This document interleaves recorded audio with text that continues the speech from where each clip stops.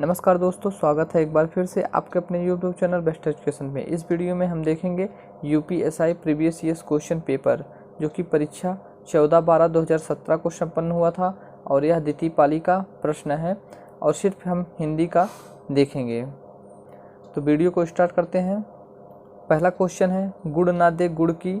Option B आपका सही उत्तर हो जाएगा। सी बात तो करें। नेक्स्ट क्वेश्चन की बात करते हैं। नेक्स्ट क्वेश्चन पूछा था, निम्न विकल्पों में से सही शब्द चुनिए। इसमें वर्तनी पूछा था, तो आप देख सकते हैं पुनर्जागरण होता है। ऑप्शन सी आपका बिल्कुल सही उत्तर हो जाएगा, पुनर्जागरण। नेक्स्ट क्वेश्चन की बात करते हैं। जहाँ उपमा अलंकार का सौंदर्य अर्थ में निहित हो वहाँ कौन सा अलंकार होता है? तो वहाँ अर्थालंकार होता है। ऑप्शन बी आपका सही उत्तर है। नेक्स्ट क्वेश्चन पूछा था। नेक्स्ट क्वेश्चन आपका, दिए गए विकल्पों में से स्तुति शब्द का विपरीतार्थक शब्द कौन सा होगा? स्तुति का विपरीत, स्तुति माने होता है प्रशंसा करना, जबकि उसका विपरीत होता है निंदा करना। तो ऑप्शन सी आपका सही उत्तर हो जाएगा। नेक्स्ट क्वेश्चन की देखते हैं। नेक्स्ट क्वेश्चन है, जिस संज्ञा या सर्वनाम शब्द में विशेषता बताई जाए वहाँ क्या कहलाता है? जिस संज्ञा या सर्वनाम में विशेषता बताई जाए वहाँ ऑप्शन डी विशेष कहलाता है। ऑप्शन डी आपका बिल्कुल सही उत्तर हो जाएगा, विशेष से। नेक्स्ट क्वेश्चन देखते हैं। दिए गए विकल्पों में से गोष्ठी का पर्यायवाची शब्द कौन सा है? तो ऑप्शन डी आपका सही उत्तर हो जाएगा, सभा। देखिए, गोष्ठी का जो पर्यायवाची शब्द होते हैं, गोष्ठी कह सकते हैं, सभा, संसद, ये सब गोष्ठी के पर्यायवाची शब्द हैं। नेक्स्ट क्वेश्चन देखते हैं।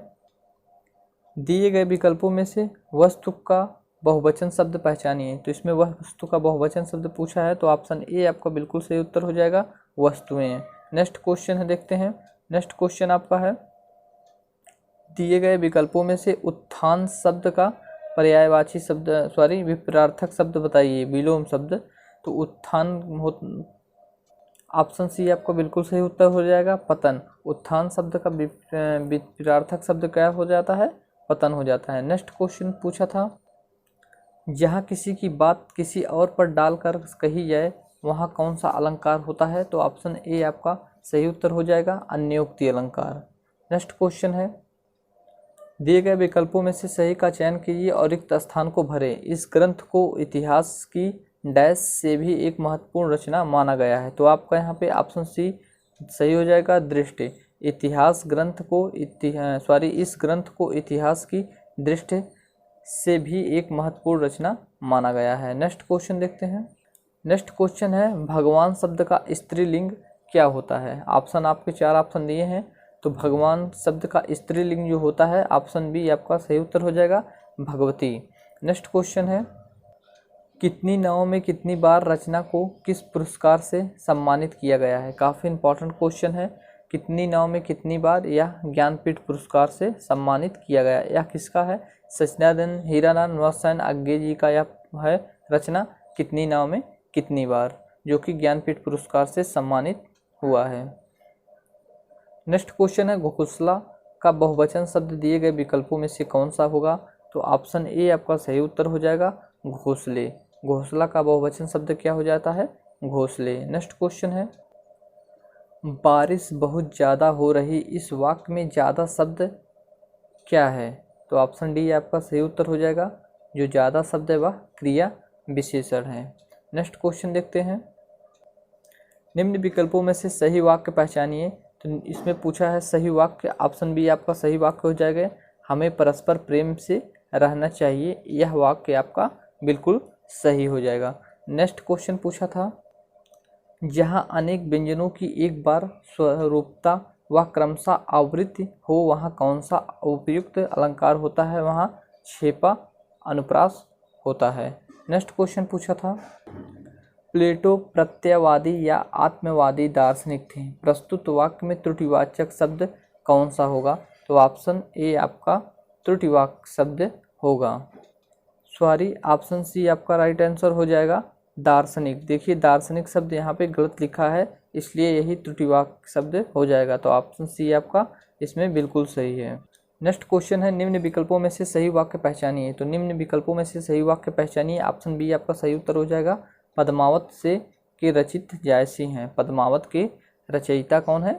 जायसी है, या बिल्कुल सही आंसर हो जाएगा। नेक्स्ट क्वेश्चन पूछा था अंचल किस साहित्यकार का उपनाम है? तो अंचल जो है रामेश्वर शुक्ला का उपनाम है। तो ऑप्शन सी आपका बिल्कुल सही उत्तर हो जाएगा। नेक्स्ट क्वेश्चन पूछा था प्रस्तुत पंक्तियों को पूर्ण रूप से के लिए विकल्पों से सही का चयन कीजिए। एक यहाँ पे हो जाएगा ऑप्शन सी आपका सही उत्तर। एक थाल मोतियों से जड़ा है। तो ऑप्शन सी आपका यहाँ पे बिल्कुल सही उत्तर हो जाएगा। 21 क्वेश्चन जो है वह हटा दिया गया है क्योंकि वह त्रुटिपूर्वक था, इसलिए उत्तर प्रदेश द्वारा हटा गया है। अब हम देखेंगे 22 से 24 तक क्वेश्चन, जो कि निम्नलिखित गद्यांश को पढ़कर प्रश्न देना है। तो पहले हम गद्यांश को थोड़ा पढ़ लेते हैं। तो पर्यटन आधुनिक सभ्य समाज में अपना एक विशिष्ट महत्व रखता है। आज व्यक्ति एक स्थान विशेष पर सिमट कर नहीं रह गया है। पर्यटन एक उद्योग का रूप धारण कर चुका है तथा सरकारी प्रोत्साहन का एक मुख्य विषय बन चुका है। आधुनिक युग में पर्यटन का महत्व भी बढ़ गया है। यह न केवल आर्थिक बल्कि सामाजिक दृष्टि से भी महत्वपूर्ण है। पर्यटन से कई व्यवसाय पनपते हैं। हस्तशिल्प व लघु उद्योगों को बढ़ावा मिलता है। पर्यटन रोजगार के साधन भी उपलब्ध कराता है। तो अब यहाँ पे क्वेश्चन देखते हैं। यहाँ पे क्वेश्चन 22 नंबर पूछा है कि पर्यटन आज किसका रूप धारण कर चुका है? तो आप अभी ऊपर पढ़े हैं, ऑप्शन बी आपका यहाँ पे सही उत्तर हो जाएगा, उद्योग। नेक्स्ट क्वेश्चन देखते हैं। नेक्स्ट क्वेश्चन है गद्यांश में पर्यटन शब्द कितनी बार प्रयोग हुआ है? तो आप यहाँ पे देख सकते हैं पर्यटन कितनी बार प्रयोग हुआ है। एक बार, फिर यहाँ पे देख सकते हैं 2 बार, फिर यहाँ पे देख सकते हैं 3 बार, और फिर देख सकते हैं 4 और 5।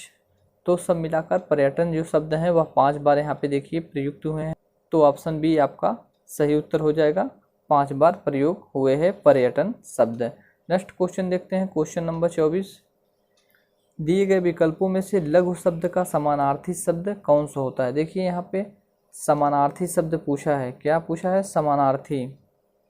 तो लघु माने होता है छोटा, तो समानार्थी अर्थात पर्याय होगा छोटा। ऑप्शन डी आपका सही उत्तर हो जाएगा। जबकि बड़ा, विशाल, दीर्घ ये सब बड़े का पर्याय हैं। नेक्स्ट क्वेश्चन देखते हैं 25 नंबर, पुराने चावल मुहावरे का सही अर्थ दिए गए विकल्पों में से कौन सा था? तो पुराने चावल मुहावरे का अर्थ होता है अनुभवी व्यक्ति, अर्थात ऑप्शन सी आपका सही उत्तर हो जाएगा। नेक्स्ट क्वेश्चन पूछा था क्वेश्चन नंबर 26, किस कवि को सोवियत लैंड नेहरू पुरस्कार से सम्मानित किया गया है? देखिए इसमें हिंदी का बहुत ज़बरदस्त क्वेश्चन पूछा था। किस कवि को सोवियत लैंड नेहरू पुरस्कार से सम्मानित किया गया था? तो ऑप्शन बी आपका बिल्कुल सही हो जाएगा, सुमित्रा नंदन पंत को। सुमित्रा नंदन पंत को सोवियत लैंड नेहरू पुरस्कार से सम्मानित किया गया था। नेक्स्ट क्वेश्चन है सागर सा गंभीर हृदय हो, गिरिसा ऊंचा हो जिसका मन, इस वाक्य में कौन सा अलंकार है? तो यहाँ पे आप देख सकते हैं उपमा अलंकार दिया गया है। तो ऑप्शन ए आपका सही उत्तर हो जाएगा, उपमा अलंकार। नेक्स्ट क्वेश्चन है रविंद्रनाथ ठाकुर को नोबेल पुरस्कार मिलने के, तो ऑप्शन डी आपका सही उत्तर हो जाएगा, संबंध और प्रतिक्रिया। रविंद्रनाथ ठाकुर को नोबेल पुरस्कार मिलने के संबंध में ब्रिटिश समाचार पत्रों में मिश्रित प्रतिक्रिया हुई। नेक्स्ट क्वेश्चन है, नेक्स्ट क्वेश्चन पूछा था दिए गए विकल्पों में से केहरी शब्द का समानार्थी शब्द क्या है? तो केहरी शब्द का जो समानार्थी शब्द है वह केसरी है। ऑप्शन डी आपका बिल्कुल सही उत्तर हो जाएगा। केहरी माने होता है शेर और केसरी माने भी होता है शेर। नेक्स्ट क्वेश्चन पूछा था दिए गए विकल्पों में से सही का चयन कीजिए और रिक्त स्थान को भरिए। इस घटना के बाद आज़ादी हासिल करने की इच्छा और जोर से, ऑप्शन ए आपका सही उत्तर हो जाएगा, उमर पड़ी थी। नेक्स्ट क्वेश्चन पूछा था इनमें कौन सी कृति कवि सूरदास की नहीं है? तो ऑप्शन ए बी आपका सही उत्तर हो जाएगा, सुंदर विलास। सुंदर विलास जो है वो सुंदरदास की है, सुंदर विलास। जबकि सूरसागर, साहित्य लहरी, सूर सरावली या सूरदास की कृत है। नेक्स्ट क्वेश्चन पूछा था थोता डैश बजे डैश लोकोक्ति को उचित विकल्प से पूर्ण कीजिए। तो ऑप्शन डी आपका सही उत्तर हो जाएगा बिल्कुल, ऑप्शन डी थोथा चना बाजे घना लोकोक्तियाँ होती है। तो ऑप्शन डी आपका बिल्कुल सही आंसर हो जाएगा। नेक्स्ट क्वेश्चन है, कल शायद परीक्षा परिणाम घोषित हो, इस वाक्य में कौन सा काल प्रयुक्त हुआ है? तो यहाँ पर ऑप्शन ए आपका सही उत्तर हो जाएगा, संभाव्य भविष्य काल। नेक्स्ट क्वेश्चन पूछा था, निष्कवच उपन्यास किस लेखक की कृति है? तो निष्कवच उपन्यास जो है वह राजी सेठ की कृति है। ऑप्शन ए आपका राइट आंसर हो जाएगा। नेक्स्ट क्वेश्चन पूछा था, दिए गए विकल्पों में से किस शब्द का बहुवचन रचनाएं हैं? तो ऑप्शन डी आपका सही उत्तर हो जाएगा, रचना का बहुवचन शब्द क्या है? रचनाएं हैं। नेक्स्ट क्वेश्चन है, दिए गए विकल्पों में से अरण्य शब्द का समानार्थी शब्द कौन सा है? अरण्य माने होता है जंगल, तो अरण्य शब्द का समानार्थी अर्थात पर्याय शब्द कौन सा है? ऑप्शन सी कानन। कानन का अर्थ भी होता है जंगल। नेक्स्ट क्वेश्चन है, निम्नलिखित में से प्राचीन भारतीय आर्य भाषा कौन सी थी? तो ऑप्शन डी आपका सही उत्तर हो जाएगा, वैदिक संस्कृत। वैदिक संस्कृत ही भारतीय आर्य भाषा थी। क्वेश्चन नंबर 38 पूछा है, दिए गए विकल्पों में से सही का चयन कर प्रस्तुत वाक्य को पूर्ण कीजिए। तो यहाँ पे दिया है, गणेश जी महाभारत लिखने को तैयार हो गए डैश, उन्होंने एक शर्त रखी कि कलम एक बार उठा लेने के बाद काव्य डैश होने तक वे बीच में नहीं रुकेंगे। तो यहाँ पे ऑप्शन बी आपका सही उत्तर हो जाएगा, गणेश जी महाभारत लिखने को तैयार हो गए किंतु उन्होंने एक शर्त रखी कि कलम एक बार उठा लेने के बाद काव्य समाप्त होने तक वे बीच में नहीं रुकेंगे। नेक्स्ट क्वेश्चन पूछा था, नेक्स्ट क्वेश्चन है, जंगल जहाँ शुरू होता है उपन्यास के रचयिता कौन है? जंगल जहाँ शुरू होता है उपन्यास के रचयिता कौन है? तो ऑप्शन ए आपका सही उत्तर हो जाएगा, संजीव। संजीव के द्वारा यह उपन्यास लिखा गया है, जंगल जहाँ शुरू होता है। नेक्स्ट और लास्ट क्वेश्चन है, गर्व करना विकल्पों में दिए हुए किस मुहावरे का अर्थ है? आपके पास 4 ऑप्शन दिए गए हैं, तो गर्व करना मुहावरे का अर्थ है आपको कमेंट बॉक्स में बताना है। 4 ऑप्शन आपके पास है। उम्मीद है यह वीडियो आपको पसंद आया होगा। अगर पसंद आया हो तो ज़रूर लाइक कीजिएगा। अब अगर आप हमारे चैनल पर नए हैं तो ज़रूर सब्सक्राइब कीजिए। प्रतिदिन हिंदी का ऐसा